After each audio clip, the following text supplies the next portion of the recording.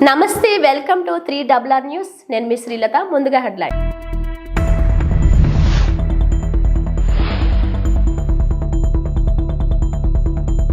ఎమ్మెల్యేలు, ఎంపీలు విజన్ డాక్యుమెంట్లు రూపొందించుకోవాలి. సీఎం చంద్రబాబు.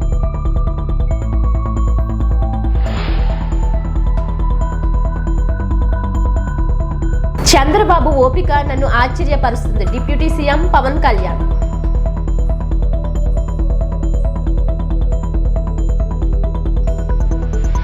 కొత్త మెడికల్ కాలేజీల ప్రైవేటీకరణ పెద్ద స్కామ్. మాజీ మంత్రి విడుదల రజనీ ఫైర్. పవన్ కళ్యాణ్ మాటలు విన్నాక 100 రోజుల ముందు జరిగిన ఘటనలు గుర్తుకొస్తున్నాయి. మాతో పాటు రాష్ట్ర ప్రజలందరూ ఇబ్బందులు పడ్డ రోజులవి. స్వేచ్ఛగా ఉండలేని రోజులవి. ప్రజలు గెలవాలి, రాష్ట్రం నిలబడాలని ఒక సంకల్పంతో 3 పార్టీలు పనిచేశాం. ప్రజలు ఆశీర్వదించారు. ఈరోజు ఒక్కసారి చూస్తే ఆ రోజుట్లో ఎంత భయంకరమైన పరిస్థితులు అంటే, నన్ను అరెస్ట్ చేసిన రోజున పవన్ కళ్యాణ్ గారు హైదరాబాద్ నుంచి ఇక్కడికి రావాలంటే ఫ్లైట్ క్యాన్సిల్ చేశారు. ఎంత పట్టుదల ఉంటుందంటే, ఫ్లైట్ మీరు క్యాన్సిల్ చేస్తే నేను పోలేనా అని చెప్పి నేరుగా బై రోడ్డు వచ్చాడు. రోడ్లో వస్తే నందిగామలో మొత్తం రోడ్డు అంతా బ్లాక్ చేసి పక్కన తిరిగినా రానియకుండా చేస్తే రోడ్డు మీదనే పడుకొని ధర్నా చేశాడు. మామూలుగా సినిమా వాళ్ళు ఇవన్నీ చేయరు. సినిమా వాళ్ళు ఏదైనా చేస్తే షూటింగ్లు చేస్తారు తప్ప నిజ జీవితంలో చేయరు. అలాంటి నిజ జీవితంలో పోరాట యోధుడిగా నిలబడ్డటువంటి మిత్రుడు పవన్ కళ్యాణ్ గారు. నేను ఈరోజు కూడా చూస్తున్నాను, రాజకీయాల్లో ఒక ఆశయం కోసం వచ్చాడు. 2014 నాకు బాగా జ్ఞాపకం. తెలుగుదేశం బీజేపీ పొత్తు పెట్టుకున్నాం. పొత్తు పెట్టుకున్న సందర్భంలో పోటీ చేయకుండా ఎన్డీఏ గెలవాలి, ఇప్పుడు నేను పోటీ చేస్తే ప్రభుత్వ వ్యతిరేక ఓటు చీలుతుంది కాబట్టి చీలకూడదని నిర్ణయం తీసుకుని ఆ రోజు పోటీ చేయకుండా అందరి అభ్యర్థుల కోసం పనిచేసిన వ్యక్తి పవన్ కళ్యాణ్ గారు. నేను ఎప్పుడూ మర్చిపోలేనది. నేను జైల్లో ఉన్నాను. జైలుకు వచ్చాడు. వచ్చినప్పుడు మాట్లాడాడు, చూశారు. అన్నీ ఆలోచించిన తర్వాత బయటెళ్ళి కష్టకాలంలో ఉన్నప్పుడు ఏమాత్రం కూడా ఆలోచించకుండా జనసేన, తెలుగుదేశం పార్టీ 2 పార్టీలు కలిసి పోటీ చేస్తాయని చెప్పిన వ్యక్తి పవన్ కళ్యాణ్ గారు. అప్పటికి వాస్తవంగా ఆలోచిస్తే బీజేపీతో పొత్తులో ఉన్నారు. మళ్ళా అక్కడ ఒక మాట చెప్పాడు, నేను బీజేపీతో పొత్తుంది, వ్యతిరేక ఓటు చేయడానికి వీలు లేదు, కాబట్టి పొత్తు మాత్రం తెలుగుదేశంతో ఉంటుంది, బీజేపీని కూడా ఒప్పించి అలయన్స్ లేకి తెస్తామని చెప్పిన వ్యక్తి పవన్ కళ్యాణ్ గారు. క్రానలాజికల్ గా మనం చూస్తే ఒకటి తర్వాత ఒకటి మేమిద్దరం చూశాం. ఒకే ఆలోచన చేశాం. ప్రజలు గెలవాలి, రాష్ట్రాన్ని మళ్లీ పునర్నిర్మాణం చేయాలి. ఒకే ఆబ్జెక్టివ్. సీట్ల విషయంలో కానీ, మీటింగ్ల విషయంలో కానీ ఎక్కడ చిన్న కమ్యూనికేషన్ గ్యాప్ లేకుండా పనిచేశాం. నేను ఈ సందర్భంగా బీజేపీ పార్టీని, ప్రభుత్వ వ్యతిరేక ఓటు చీలకూడదనే లక్ష్యంతో పనిచేశాం. మీరు గెలవలేరు అని కొంతమంది చెప్పేవాళ్ళు. కానీ చంద్రబాబు మాత్రం 160 సీట్లు గెలుస్తున్నాం, కొడుతున్నామని మొదటి రోజు నుంచి చంద్రబాబు చెప్పేవారు. చంద్రబాబుకి భయం లేదు, ఎన్ని అవమానాలకు గురి చేసినా అధైర్యపడలేదు. రాజకీయాల్లో అవమానాలు ఉంటాయి, భరిస్తూ ముందుకు వెళ్లాలని చెప్పారు. చంద్రబాబును జైల్లో ఉంచినప్పుడు షూటింగ్ చేయలేకపోయాను, చంద్రబాబు నాయకత్వంలో పనిచేయడం సంతోషంగా ఉంది అని పవన్ కళ్యాణ్ తెలియజేశారు. పింఛన్ పెంచేందుకు ఎంతో తర్జన భర్జన పడ్డాం, ఖజానాలో డబ్బులు లేవు, ఆర్థిక ఇబ్బందులు ఉన్నప్పటికీ పింఛన్లు పెంచాం. సీఎం చంద్రబాబు దార్శనికతతోనే ఇది సాధ్యమయ్యింది. చంద్రబాబు అనునిత్యం నన్ను ఆశ్చర్యపరుస్తూనే ఉంటారు. అనునిత్యం నన్ను ఆశ్చర్యపరుస్తూనే ఉంటారు ఆయన.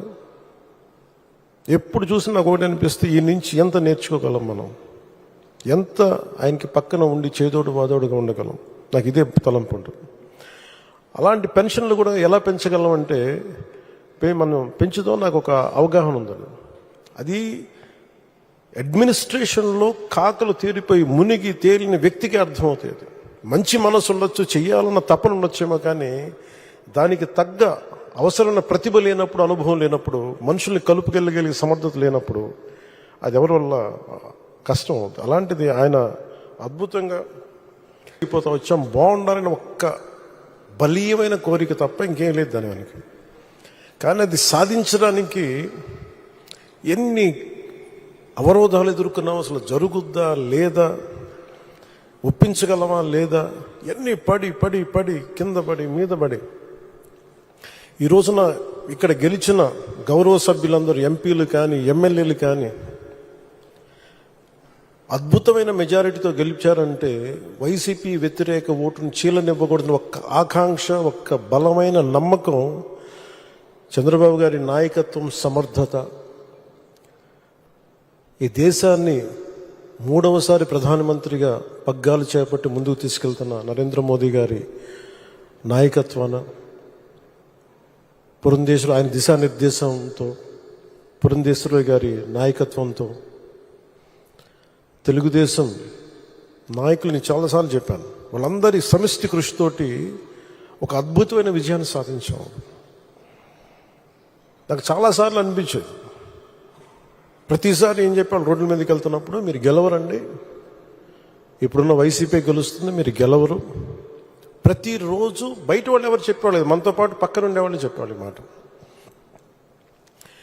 అసలు నమ్మకం ఉన్నది ఎవరికి అంటే, అసలు చెక్కు చెదరని గెలుస్తున్నాం, కొడుతున్నాం, నెగిటివ్ థాటే ఉండకూడదు, 170కి 160 కొట్టాలన్న మొదటి రోజు నుంచి చెప్పింది శ్రీ నారా చంద్రబాబు నాయుడు గారు చెప్పారన్నమాట.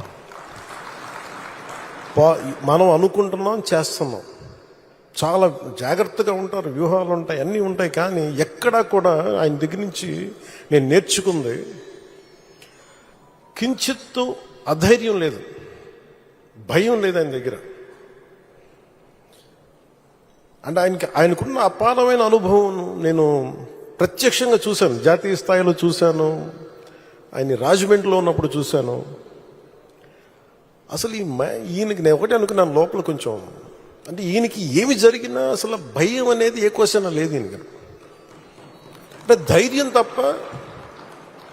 నాకు చాలా చాలా ఆనందం వేసింది. అంటే ఒక వ్యక్తి ఎన్ని ఒడిదుడుకులు ఎదుర్కొన్నా, నిస్సత్తువతో అయిపోయినా, కుటుంబ సభ్యుల్ని కించపరిచినా, ఎన్ని రకాలుగా ఎన్ని అవమానాలకు గురి చేసినా, క్యాబినెట్లో తీసుకున్న నిర్ణయాలకి ఆయన్ని బలి చేసి ఆయన లోపల పెట్టి, ఎవరో అధికారులు చేసిన దానికి దానిపైన చిలవలు పలవులు కల్పించి ఆయన్ని పెట్టి ఆయన ఇబ్బంది పెడితే, ఆ రోజు నేను కలిసినప్పుడు అనిపించింది అసలు ఆయన గుండెల్లో చెక్కు చెదరలేదు ఆయనకి. ఆయన ఒకటే ఒక మాట అన్నారు, this is way of life, politics ఇది ఇట్లాగే ఉంటుంది, మనం భరిస్తాం ముందుకెళ్ళడం. నాకు అనిపించింది నేను ఆయన అలాంటి వ్యక్తి పక్కన ఉండి అడ్మినిస్ట్రేషన్ ఒకటి నేర్చుకోవడం, కష్ట సమయంలో అసలు ఎలా ఆయన్ని చూసి నేర్చుకోవాలి. ఒడిదుడుకులు, పొలిటికల్ ప్రాసెస్ ఒడిదుడుకులు ఉంటుంది, వ్యక్తిగతమైన దాడుల దగ్గర నుంచి కుటుంబ పరంగా అన్ని రకాలుగా. కానీ అట్లా తట్టుకొని అసలు ఎవరన్నా ఊహించలేం కదా. ఒక 53 రోజులు ఆయన్ని పెట్టి అలా ఉంచితే, నన్ను షూటింగ్లు చేయమంటే నేను చేయలేకపోయావాడిని, తప్పు సంకేతాలు వెళ్ళిపోతాయని. నేను డేట్స్ ఇచ్చినా కూడా నేను ఆపేస్తాను ఆ రోజు. ఎందుకంటే ఆయన అంత సఫర్ అవుతా అని ఉంటే నేను బయటికి వెళ్ళి షూటింగ్ చేయడం కూడా నాకు ఇబ్బంది అనిపించేస్తుంది. నిరుపేద విద్యార్థులకు కూడా వైద్య విద్యను అందుబాటులోకి తేవడానికి ఎన్నో వ్యయ ప్రయాసాలు కోర్చి గత ప్రభుత్వ హయాంలో ఒకేసారి 17 మెడికల్ కాలేజీల పనులు మొదలుపెట్టారని, వాటన్నిటిని ఇప్పుడు టీడీపీ కూటమి ప్రభుత్వం ప్రైవేటీకరణ చేయాలనుకోవడం దుర్మార్గపు ఆలోచనని మాజీ మంత్రి విడుదల రజని మండిపడ్డారు. ఇది పెద్ద స్కామ్ అన్న ఆమె దీని వెనుక భారీ అవినీతి కుట్ర ఉందని ఆరోపించారు. గుంటూరులోని తన నివాసంలో మాజీ మంత్రి విడుదల రజని మీడియాతో మాట్లాడారు. ఆంధ్ర మెడికల్ కాలేజ్ మరి అప్పుడు మనకు వచ్చింది అంటే 1923 నుంచి మీరు చూసుకున్నట్టయితే 2023 వరకు అంటే 100 సంవత్సరాలలో మనకు ఉన్నటువంటి మెడికల్ కాలేజెస్ అన్ని 11 గవర్నమెంట్ మెడికల్ కాలేజెసే మన రాష్ట్రానికి మనకు ఉన్నాయి. అంటే 11 గవర్నమెంట్ ఎగ్జిస్టింగ్ మెడికల్ కాలేజ్ ఉంటే వీటిని మళ్ళా మా ముఖ్యమంత్రి గారు జగన్మోహన్ రెడ్డి గారు నాడు నేడు అని చెప్పి 3,820 కోట్లతో మరి వీటిని కూడా నాడు నేడులో రివాంప్ చేస్తూ మరి వీటిని కూడా బాగు చేస్తూ మరి కొత్త మెడికల్ కాలేజ్ 17 తీసుకురావాలనేటువంటి అడుగులు ఏ విధంగా వేస్తారో మీరు చూస్తున్నారు. అంటే ఒక్కసారి మీరు ఆలోచన చేయండి, 100 సంవత్సరాలకి 11 మెడికల్ కాలేజెసే మనకు అందుబాటులో ఉంటే 5 సంవత్సరాల కాలంలో 5 మెడికల్ కాలేజ్ని ప్రారంభించి ఇంకొక 5 మెడికల్ కాలేజ్ ఈ సంవత్సరం మనకు రావాల్సి ఉంది. నెక్స్ట్ ఇయర్కి మనం చూసినట్టయితే ఇంకొక 7 మెడికల్ కాలేజ్ మనం ప్లాన్ చేసుకున్నాం. అంటే ఈ 17 మెడికల్ కాలేజ్ నేను ఏదైతే చెప్తా ఉన్నానో ఈ 17 మెడికల్ కాలేజ్ ఒక యాక్షన్ ప్లాన్ అనేది మనం వేసుకున్నాం. ఏంటి యాక్షన్ ప్లాన్ అంటే ఫస్ట్ ఫేజ్లో ఒక 5 మెడికల్ కాలేజ్ తీసుకురావాలి, సెకండ్ ఫేజ్లో ఇంకొక 5 మెడికల్ కాలేజ్ తీసుకురావాలి, ఆ తర్వాత ఫేజ్లో ఇంకొక 7 మెడికల్ కాలేజ్ తీసుకురావాలి అనేది ఒక యాక్షన్ ప్లాన్ ఫేజ్డ్ మేనర్గా 3 ఫేజెస్ కింద మనం పెట్టుకున్నాం.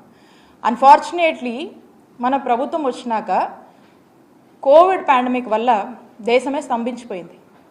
అలాంటి పరిస్థితులు ఎదుర్కొని కూడా ప్రజలకు మెరుగైన ఆరోగ్యం ఇవ్వాలి, ప్రజలు ఎప్పుడూ కూడా ఏ రకమైనటువంటి ఆరోగ్య పరిస్థితుల వల్ల ఇబ్బంది పడకూడదు, ఇంకో రాష్ట్రానికి మనం వైద్యం కోసం పోయేటువంటి పరిస్థితి భావితరాలకు రాకూడదు అనేటువంటి ఒక ఆలోచన చేసి మరి అంత కోవిడ్ పాండమిక్ని కూడా మనం ఎదుర్కొని రావాల్సినటువంటి 5 మెడికల్ కాలేజ్ లేట్ అయినప్పటికీ కూడా అవసరమైనటువంటి మేరకు ఖర్చుని అన్ని విధాలుగా కూడా మనం అన్ని రిసోర్సెస్ని కూడా ప్రాపర్గా అక్యుములేట్ చేసుకొని యూటిలైజ్ చేసుకొని మరి చేయాల్సినటువంటి ఖర్చును కూడా చేసి అన్ని విధాలుగా అటు రిక్రూట్మెంట్ అయితేనేమి కన్స్ట్రక్షన్ రిలేటెడ్ అయితేనేమి ప్రతిదాన్ని కూడా మనం జాగ్రత్త చేసుకొని మరి ఈ 5 మెడికల్ కాలేజ్ని తీసుకొచ్చాము.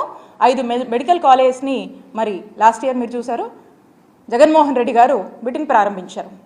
మరి ఈ సంవత్సరానికి సంబంధించినటువంటి సెకండ్ ఫేజ్లో మనం మాట్లాడుతున్నటువంటి 5 మెడికల్ కాలేజెస్ వాటి పరిస్థితి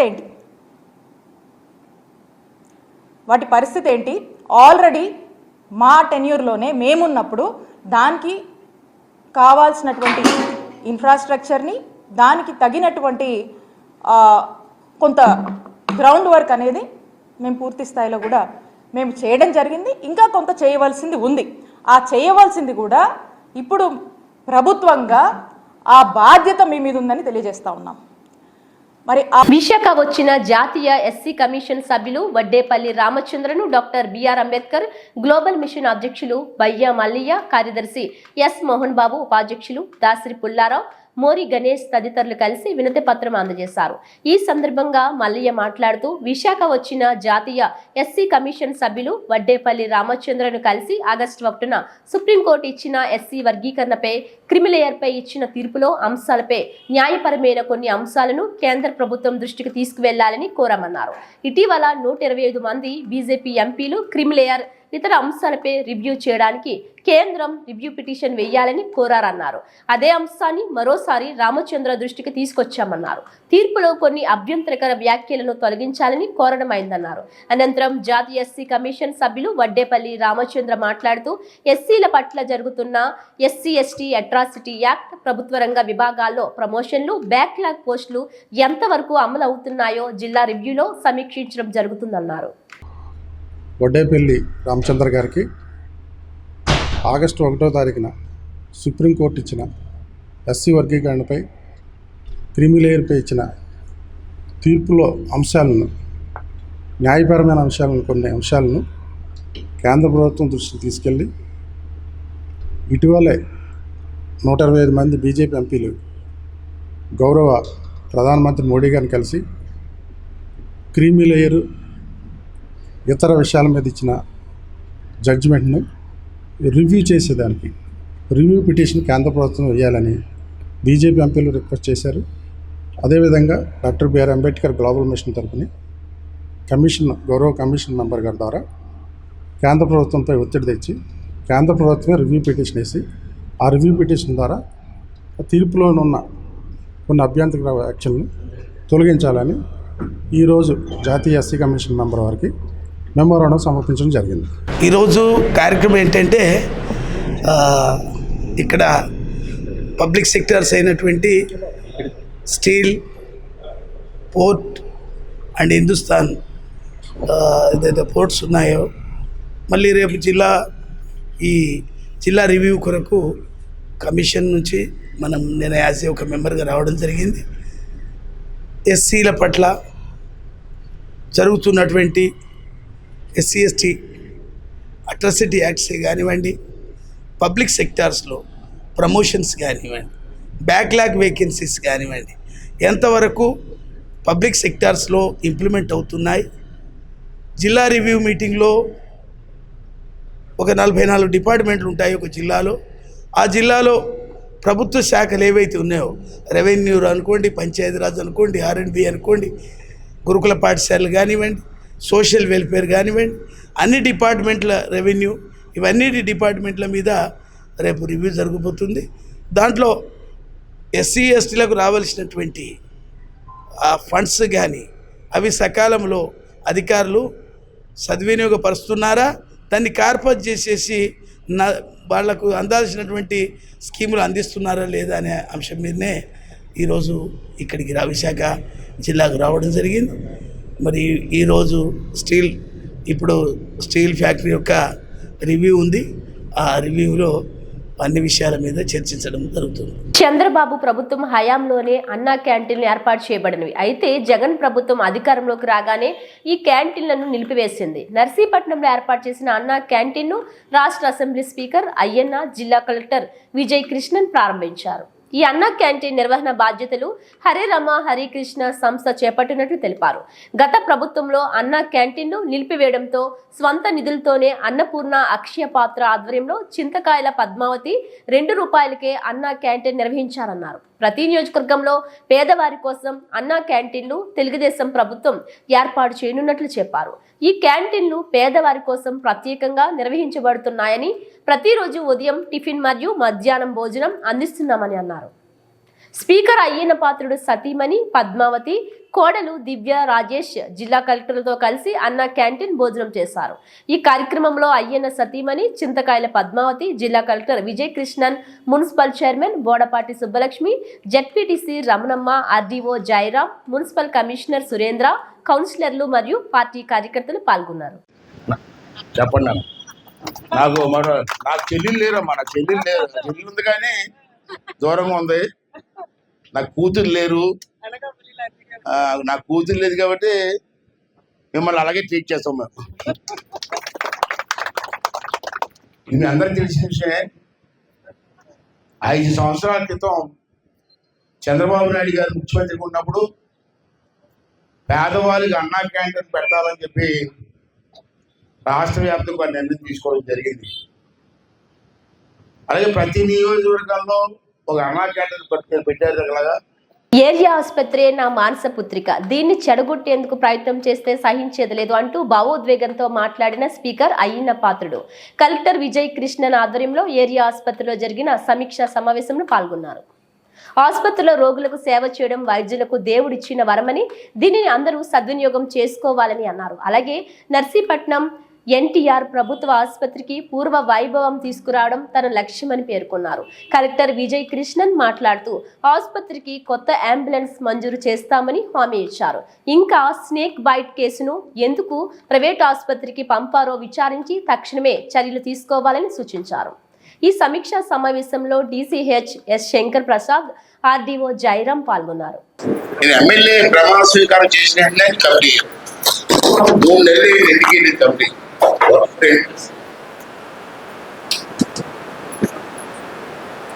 ఇచ్చారు.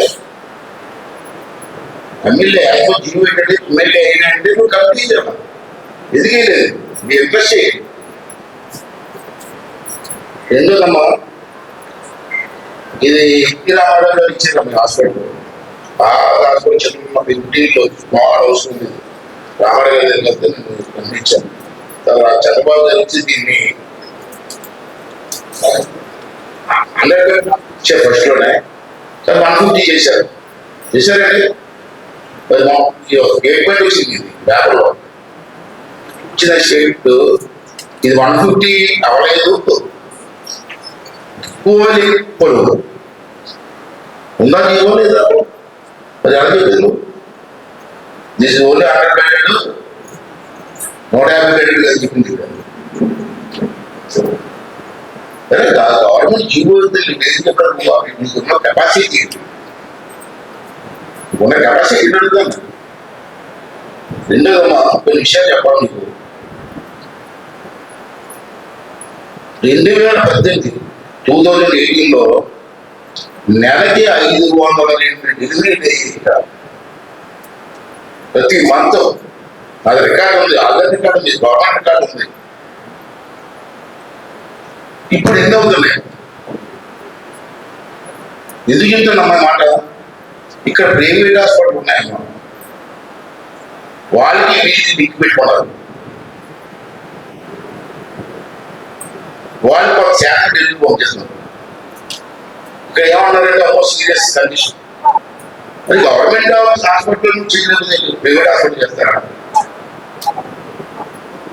అందుకే మిమ్మల్ని ఏమంటే ఇద్దరు ఈ 5 సంవత్సరాల వరకు మన హాస్పిటల్ వచ్చే డెలివరీ కేసులు ఎన్ని కేసులు పంపించారు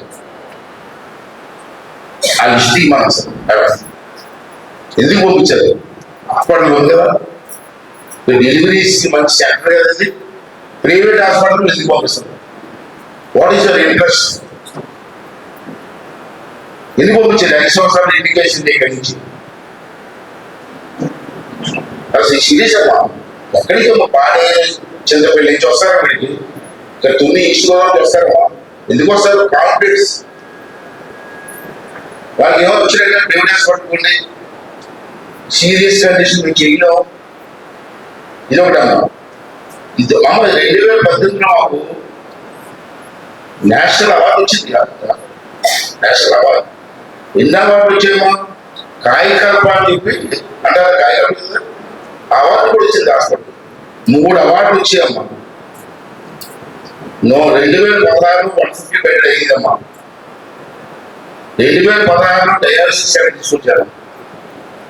ఆర్థోపెడిక్ ఆపరేషన్ మిషనరీ ఒకటి ఇచ్చానమ్మా, గుర్తుందా? ఉందండి మిషన్. ఇప్పుడు వీళ్ళు ఏం చేస్తారు? ఆర్థోపెడిక్ ఎవరు వస్తే ఇక్కడ చేయడానికి అవకాశం లేదు, పంపించేస్తారండి. నా దగ్గర 5-6 కేసులు వచ్చాయి. విశాఖపట్నం పోండి, మీరు ఎక్కడైతే మిషన్, లేకపోతే ఇంకో మిషన్ ఏమైనా కావాలి, లేటెస్ట్ మిషన్ కావాలి చెప్పండి, నేను ఏర్పాటు చేస్తాను. మేడం గారు మాట్లాడుకుంటూ తెప్పిస్తాం. అంతేగాని ఇక్కడ హాస్పిటల్కి వచ్చిన వాళ్ళు విశాఖపట్నం పోండి, అనకాపల్లి పోండి, లేదా ప్రైవేట్ హాస్పిటల్ పోండి. మరి ఎందుకంటే హాస్పిటల్ తాళాలు వేసుకుని పోతుంది కదా. రెండోదమ్మా, సెంట్రల్ ఆక్సిజన్ ఒకటి పెట్టాను, ఉందమ్మా, అది పనిచేస్తుందా రెగ్యులర్గా?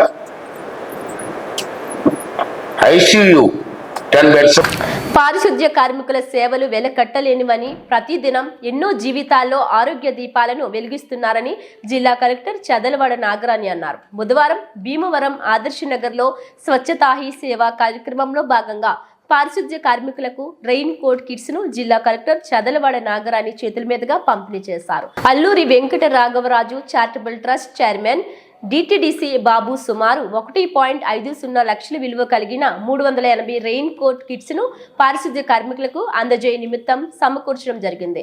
ఈ సందర్భంగా జిల్లా కలెక్టర్ చదలవాడ నాగరాణి మాట్లాడుతూ పారిశుద్ధ్య కార్మికులు నడిచే దేవుళ్లని కొనియాడారు. మన అందరి ఆరోగ్య బాధ్యతలు వారే మోస్తున్నారన్నారు. పరిశుభ్రతకు మన వంతు సహకారం అందిస్తేనే వారి కష్టాన్ని కొంతైనా తగ్గించగలిగిన వారం అవుతారన్నారు. ఎక్కడ పడితే అక్కడ చెత్తను వేయకుండా నిర్దేశించిన ప్రదేశాల్లోనే చెత్తను ఉంచాలని, అలాగే గృహాల్లోని చెత్తను తడి పొడి చెత్తగా వేరు చేసి మున్సిపల్ వాహనాలకి అందజేయాలన్నారు. మన ఇంటితో పాటు పరిసరాలను కూడా పరిశుభ్రంగా ఉంచేందుకు ఆలోచన చేయాలని, ఇంటిలోని చెత్తను డ్రైన్స్ లో వేయడం, ఎక్కడ పడితే అక్కడ వేయడం చేయరాదన్నారు. స్వచ్ఛతా హీ సేవ కార్యక్రమాలు అక్టోబర్ 2 వరకు జరుగుతాయని, మన ఆలోచనలో పరిశుభ్రతపై మార్పు రావాలని, అది నిరంతరం కొనసాగాలని ఈ సందర్భంగా జిల్లా కలెక్టర్ ఆకాంక్షించారు.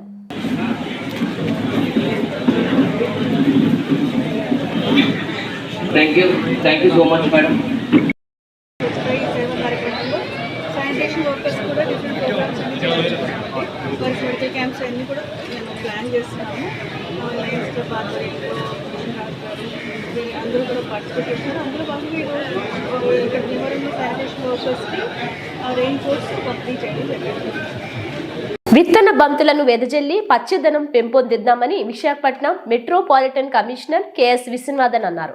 బుధవారం ఉదయం కైలాసగిరిపై విఎంఆర్డి ఆధ్వర్యంలో గ్రీన్ క్లైమేట్ టీమ్ ఎన్జీఓ అందజేసిన విత్తన బంతులను వెదజల్లే కార్యక్రమాన్ని నిర్వహించిన అనంతరం మాట్లాడుతూ పర్యావరణ పరిరక్షణ ప్రతి ఒక్కరి బాధ్యతగా స్వీకరించాలి అన్నారు. వాతావరణ కాలుష్యంతో పర్యావరణంలో పెను మార్పులు సంభవిస్తున్నాయని, తద్వారా భూతాపం విపరీతంగా పెరిగి ప్రకృతి వైపరీత్యాలు తరచూ సంభవిస్తున్నాయన్నారు. పర్యావరణ పరిరక్షణకు తక్షణం చర్యలు తీసుకోవాల్సిన ఆవశ్యకత ఎంతైనా ఉందన్నారు. జీవ వైవిధ్యం ఉపయోగాలు, ప్రస్తుతం అందులో జరుగుతున్న వివిధ మార్పులు ప్రతి ఒక్కరూ గుర్తించాలన్నారు. సామాజిక బాధ్యతగా ప్రతి ఒక్కరూ ఒక మొక్కను విధిగా నాటాలన్నారు. విరివిగా మొక్కలను పెంచడం కోసం తగిన ప్రణాళికలను రూపొందిస్తున్నామని, మరీ ముఖ్యంగా విశాఖను గ్రీన్ విశాఖగా మార్చడమే తమ ముందున్న ప్రధాన లక్ష్యం అన్నారు. ఇదొక అత్యంత ప్రాధాన్యమైన అంశంగా పరిగణనలోకి తీసుకొని ముందుకు వెళ్తామన్నారు. సో మనం ఈరోజు కైలాసగిరిలో ఇక్కడ మనకి నియర్లీ 3000 సీడ్ బాల్స్ అనేది డిఫరెంట్ ఏరియాస్లో with all our staff as well as మన గ్రీన్ క్లైమేట్, మన రత్నం గారు కోఆపరేషన్తో ఇక్కడ సీడ్ బాల్స్ అనేది వేయడం జరుగుతుంది. సో ఇది it is part of our continuous machine of greening the city, of greening Visakhapatnam. So దీంతో పాటు మనం కంటిన్యూస్గా ఈ సీడ్ బాల్స్ అనేది వేయడం జరుగుతుంది ఇక్కడ. అదర్ దెన్ దాట్ మేము కూడా అక్రాస్ అవర్ జ్యూరిస్డిక్షన్ మేము డిఫరెంట్ ప్లాంటేషన్ యాక్టివిటీస్ అనేది కూడా మా ఫారెస్ట్ డిపార్ట్మెంట్ ద్వారా మేము టేకప్ చేయబోతున్నాం. It is a continuous activity. This is a very important activity, especially seeing how much effect climate change is having. So మన సైడ్ నుంచి నేను ఏం అందరికీ కోరుతున్నానంటే, ఇలాంటి గ్రీన్ స్టెప్స్ ఒక్కొక్కరు తీసుకుంటే కూడా each persons one contribution will actually end up saving a lot of lives in the future and help the city, help the planet make a better future. దేశంలో లౌకికవాదాన్ని బలపరిచేందుకు, దేశ అభివృద్ధి కోసం ఉద్యమాలు నడిపి యువతను పోరాటాల వైపు నడిపించిన వ్యక్తి దేశ రాజకీయాల్లో వేగుచుక్క ఏచూరి అని వక్తలు ఉద్ఘాటించారు. తిరుపతి వేమన విజ్ఞాన కేంద్రంలో సిపిఎం జిల్లా కార్యదర్శి వర్గ సభ్యులు కందారపు మురళి అధ్యక్షతన సీతారాం ఏచూరి సంస్మరణ సభ బుధవారం నిర్వహించారు. సిపిఎం రాష్ట్ర కార్యదర్శి వి శ్రీనివాసరావు, తిరుపతి మాజీ ఎమ్మెల్యే, టిటిడి మాజీ చైర్మన్ భూమాన కరుణాకర్ రెడ్డి, మాజీ ఎమ్మెల్సీ విటపు బాలసుబ్రహ్మణ్యం, స్విమ్స్ మాజీ director G Subrahmanyam, CPM CPI నాయకులు సీతారాం ఏచూరి చిత్రపటానికి నివాళులు అర్పించారు. ఈ సందర్భంగా సిపిఎం రాష్ట్ర కార్యదర్శి వి శ్రీనివాసరావు మాట్లాడుతూ, ప్రస్తుత దేశ రాజకీయాలలో విలువల కలిగిన నెంబర్ 1 వ్యక్తి ఏచూరి, నైతిక విలువల కోసం పాటుపడిన వ్యక్తి అని పేర్కొన్నారు. నేను వామపక్ష భావజాలం నుంచి వచ్చి ఆ తర్వాత పక్కకు తప్పుకున్నటువంటి వాడిని, కానీ ఇప్పటికీ కూడా నాకు కమ్యూనిస్టుల పట్ల, కమ్యూనిస్టు భావజాలం పట్ల చెక్కు చెదరని విశ్వాసం ఉన్నది. అవుననుకున్నా కాదనుకున్నా నేను పబ్లిక్ మీటింగుల్లో కూడా మాట్లాడి, ఇప్పటికీ నిజాయితీ ఎక్కడైనా వెతికితే కనపడేది ఒక కమ్యూనిస్టులలో మాత్రమే. ఈ దేశంలో 98 మంది పార్లమెంటేరియన్లకు 4 పుస్తకాలు చదివిన అనుభవం కూడా ఉండదని నా అభిప్రాయం. 4 అంటే 4 పుస్తకాలు కూడా. ఈ దేశ ప్రధాని కూడా బంచ్ ఆఫ్ థాట్స్ తప్ప మరొక పుస్తకం చదువుకుంటాడని నాకు నమ్మకం లేదు. రాను రాను ఈ రోజున పుస్తకం అంటేనే రాజకీయ నాయకుడికి ఒక ఏవగింపైనటువంటి పరిస్థితి. చాలా బాధ కలిగించేటువంటి విషయం. వామపక్ష భావజాలం భారతీయ రాజకీయాలలో బలహీనపడిన తరువాత ప్రతీప శక్తుల యొక్క విశృంఖలత భారతదేశాన్ని, రాజకీయాన్నే కాదు భారతదేశాన్నే చిదిమి వేసింది అంటే ఏమాత్రం కూడా అత్యుక్తి. మతోన్మాద శక్తులు పెట్టేగిపోయి ఈ దేశాన్ని కబళించి ఈ రోజున ఎక్కడ చూసినా ఒక సంశయం, ఒక అక్షరం బయటికి రావటానికే భయపడేంత పరిస్థితి, మూగగా రోధించేటువంటి స్థితి. మనం అవుననుకున్న కదనుకున్న ఇది పచ్చి నిజం. దీని నుంచి బయటపడటానికి యేచూరి గారు లాంటి వాళ్ళు చేసినటువంటి సాహసం అంతా ఇంత కాదు. ఒక రకంగా యేచూరి గారు పార్టీ కంటే చాలా బలంగా ప్రొజెక్ట్ అయినటువంటి వ్యక్తి. కమ్యూనిస్ట్ పార్టీలు సహజంగా ఇవి బులెటిన్ అప్డేట్స్.